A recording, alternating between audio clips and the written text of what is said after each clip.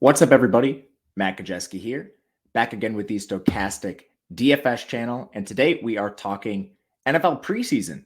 It's week one. We have our second slate of the week. And this time it's a 6-gamer. Before we get started, make sure to hit that thumbs up button, subscribe to the channel, and hit the notification bell so you know when this and all other content goes live.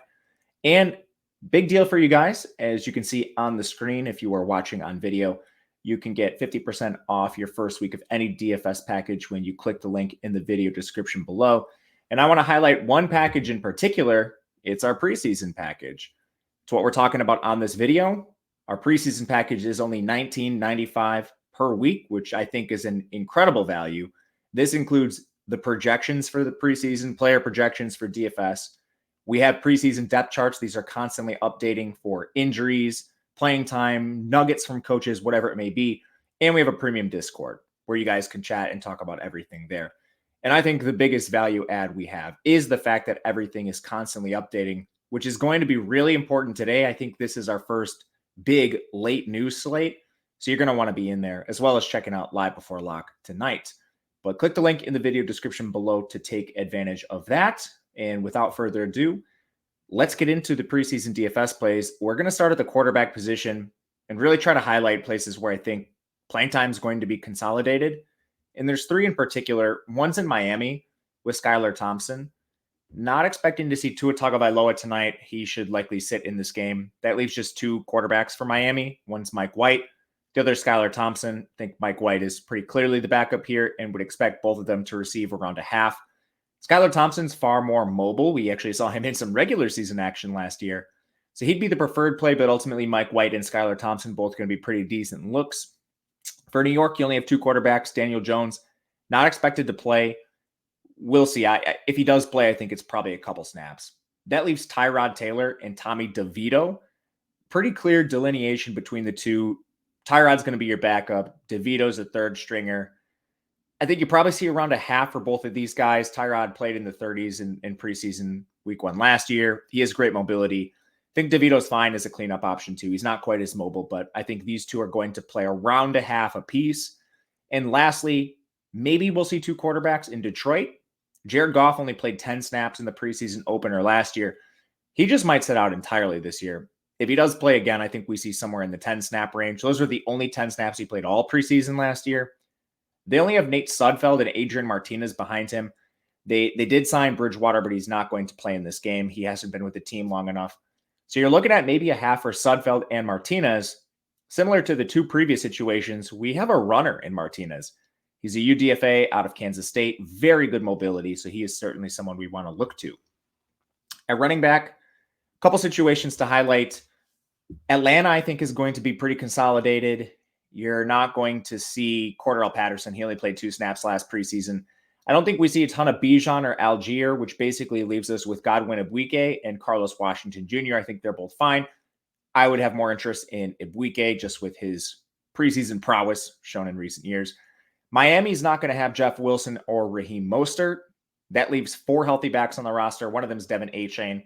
Dynamic rookie. This guy ran a 4.32 coming out of college. He's a bit smaller, but still, that's mind-blowing. He'll be a guy that gets a look. I think if you want to go deeper and look for some second half snaps, Salvin Ahmed and Myles Gaskin are your guys. Cleveland is only going to have 4 backs. They do not have Jerome Ford. He's week to week right now. Nick Chubb probably only plays a few snaps too. And if Nick Chubb doesn't play a lot, that leaves us with 3. Last week, Demetric Felton led this backfield with 35 snaps. Looked pretty good doing so. He's battling guys like Hassan Hall for backup roles here. So I think Felton is another interesting player, especially with his pass catching. New York, the Giants. Saquon Barkley's been limited. I don't think he plays here. Gary Brightwell also got injured on the 9th. That leaves 4 healthy backs. I think of this group, you're primarily looking at Eric Gray and Jayshon Corbin. Matt Breed is the locked-in backup. James Robinson's a warm body for camp. You should see a lot of Gray and Corbin. And finally, this is the biggest late news situation on the slate. Detroit's running backs. Jahmyr Gibbs and David Montgomery aren't expected to play much, if at all. Craig Reynolds missed practice yesterday. Jamar Jefferson got injured in practice yesterday. They signed Devine Ozigbo and Benny Snell off the street within the last 2 days. This could be a gold mine of reps for Mo Ibrahim, the UDFA out of Minnesota. This is going to come down to injury news. Does Reynolds play? Does Jefferson play? Does Zigbo and Snell, do they even suit up? They've barely been with the team. Watch Mo Ibrahim. He's a guy that could be in a backfield with 2-3 other backs, and that could really lead to some immense playing time. So he's the late news winner if things break his way. Wide receiver, Miami is short. You're not going to see Hill. You're not going to see Waddle. You have Braylon Sanders injured. That leaves just 8 healthy receivers. And I'm not sure how much we see of players like Cedric Wilson, Chosen Anderson. They've been working primarily with Tagovailoa. He's not playing. So I think you do see a lot of the second and third team. Eric Ezukanma is a guy I'm interested in. 2022 4th-round pick. He's been injured for most of camp, but he's back now, returned this week.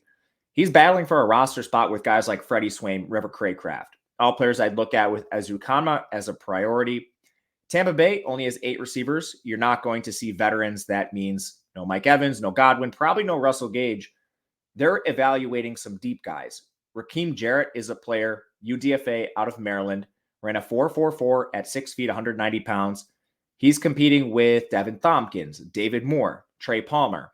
I'm going to rotate all 4. Mostly interested in Jarrett here. Cincinnati's got 9 healthy receivers. Same treatment here for Jamar Chase and T. Higgins, probably Tyler Boyd as well. Not expecting to see vets.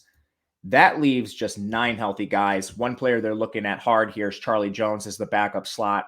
He's 5'11", 188 pounds, 4.43 40-yard dash, hyper productive with Purdue.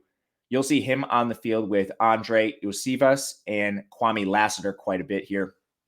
Cleveland, 9 healthy receivers. They're going to play their starters a little more because Deshaun Watson's going to play here, but I still think you see a ton of snaps go to Anthony Schwartz. The guy played 61 in the Hall of Fame game. He's basically fighting for his life to make this roster, and he's not on the right end of it right now.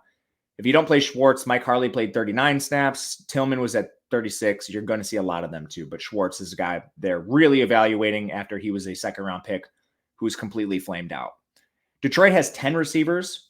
I don't think you see a ton of Amon-Ra St. Brown, and I'm not sure how much you see of guys like Marvin Jones either, which could reduce this further, but they've got a 7th-round pick in Antoine Green, who's an absolute burner field stretcher for this team. Campbell's been vocal about his inconsistency, which might actually help him get on the field more as they try to evaluate him. Some other players that have received hype that'll play a lot for Detroit are Dylan Drummond, Maurice Alexander, and Denzel Mims. Finally, Arizona's got 10 receivers tonight. They'll be evaluating a couple guys, but one in particular is going to be Michael Wilson. 3rd-round pick out of Stanford, 6'2", 213, ran a 4.58 40-yard dash. Having an excellent camp by all accounts. He'll be battling guys like Andre Bocellia, Davion Davis, and Zach Pascal, who should all get some decent looks tonight. But Wilson, guy I'm also looking at. Tight end, there aren't very many thin situations, but there are 3 teams I'm going to hone in on more than others. All of these teams have 4 tight ends on their roster. One of them is Pittsburgh, and this is a chance to be even a little more thin. I don't know how much Freiermuth plays tonight. You are going to see some Pickett in the starters, but is it a series? I don't know. Darnell Washington, 3rd-round rookie out of Georgia, 6'6", 264 with an incredible 4.64 40-yard dash. Ascending the depth chart quickly, think we get a long look at him. He's a priority. Green Bay only has 4 tight ends, and they are going to use their rookies quite a bit. Luke Musgrave, Tucker Kraft, 2nd and 3rd-round picks. You're going to see Jordan Love tonight. So you're going to see the starting offense. It's the youngest skill position group in the NFL. So expect them to be evaluated for around a quarter or so, maybe more, as they try to develop chemistry with Jordan Love, which is a really young offense. And Musgrave, the receiving tight end, love him quite a bit. Last is Washington. Logan Thomas is still injured, leaving the Commanders with 4 tight ends. Cole Turner, I think, is the most interesting. He's a 2022 5th-round pick out of Nevada with some strong receiving chops. These are the tight ends I would primarily be looking at tonight. No, this was a quick breakdown. Also highlighted the late news aspect of the slate. So check out Live Before Lock. We will have it tonight, right before kickoff of the first game. Diving into all this late news, going through it all.